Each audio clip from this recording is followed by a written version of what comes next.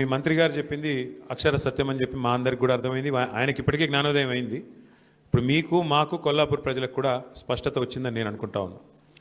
మంత్రి కృష్ణారావు గారు ఆ మధ్యన ఆదిలాబాద్ జిల్లాలో ఆడిన పోయినాడు. పోతే అక్కడ వాళ్ళు అడిగినారు కృష్ణారావు గారిని, సార్ మాది రెవెన్యూ డివిజన్ చేయాలా మాది అని చెప్పి ఏదో కోరిక కోరినారు. కోరితే కృష్ణారావు గారు మరి ఆ రోజు ఏం మూడ్లో ఉన్నాడో ఏం ఆలోచించుకున్నాడో కానీ చాలా స్పష్టంగా చెప్పినాడు. ఏమని, మళ్ళీ మా ప్రభుత్వం వస్తుందో రాదో నాకు తెలియదు, మళ్ళీ నేను గెలుస్తానో లేదో నాకు తెలియదు. ఆయనకు తెలియదేమో కానీ కొల్లాపూర్ ప్రజలకు తెలుసు, మళ్ళీ గెలిచే సమస్య లేదు, ఖచ్చితంగా ఈసారి ఓడగొట్టేది పక్కా. ఎందుకంటే నేను ఆయన మీద ఏదో కోపంతో చెప్పట్లేదు, ఆయన మీద వ్యక్తిగతంగా నాకు కోపం ఉండాల్సిన అవసరం కూడా ఏమీ లేదు. ఎందుకు గెలవరు అంటున్నా అంటే కాంగ్రెస్ పార్టీ స్పష్టంగా ఒక్క మాటలో చెప్పేయచ్చు. రామాయణం గురించి చెప్పండి అంటే కట్టే, కొట్టే, తెచ్చే, మూడు ముక్కల్లో చెప్పొచ్చు.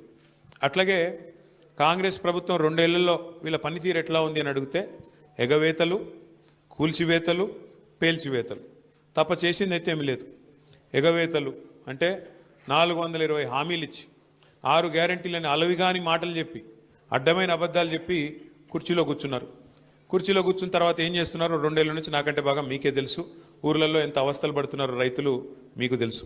ఇక పేల్చివేతలు, మనమేమో చెక్ డ్యాములు కట్టినాం, ప్రాజెక్టులు కట్టినాం. మీ దగ్గర నార్లాపూర్ రిజర్వాయర్ కట్టి కేసీఆర్ గారే స్వయంగా వచ్చి బటన్ ఒత్తి ఆ పంపు చాలు చేసి నీళ్లు 145 మెగావాట్ల పవర్ ఉండే పంపు పెట్టి నీళ్లు కృష్ణా నీళ్లను మీకు ఇచ్చే ప్రయత్నం కేసీఆర్ గారు చేసినారు. మా ఆల వెంకటేశ్వర రెడ్డి గారు ఇక్కడ ఉన్నారు. ఒక్క దేవరకద్ర నియోజకవర్గంలో 36 చెక్ డ్యాములు కట్టినారు కేసీఆర్ గారు. ఒకటే నియోజకవర్గం నేను చెప్పేది. అట్లా ప్రతి నియోజకవర్గంలో అద్భుతమైన పనులు జరిగినాయి. మనమేమో ఆ పని చేసినాం, నిర్మాణం చేసినాం, వీళ్ళేమో విధ్వంసం చేస్తున్నారు.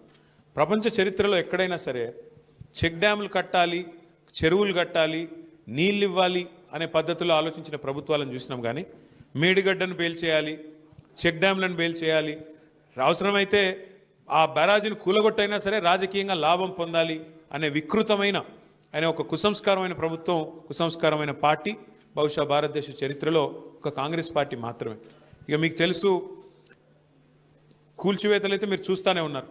ఎంత పెద్ద ఎత్తున పేదల ఇండ్లు గులగొడుతున్నారు ఇలా రాష్ట్రంలో మీరు చూస్తూ ఉన్నారు.